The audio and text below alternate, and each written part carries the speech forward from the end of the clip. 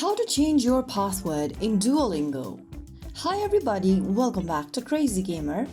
In this video, we are going to learn how you can easily change your login password in the Duolingo application, whether you are on Android or iOS.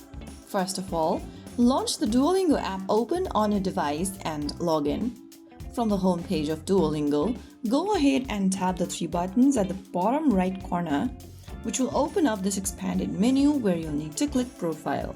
Inside your profile, go to the top right corner and tap on the gear button and click on Profile.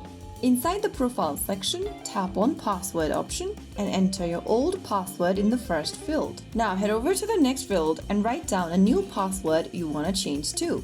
Head over to the next field where it says Confirm Password once you're done and enter the new password once again.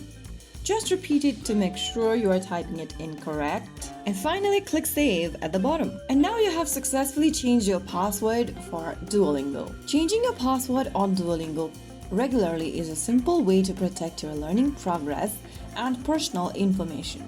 If you found the video helpful, don't forget to like, share, and subscribe to our channel.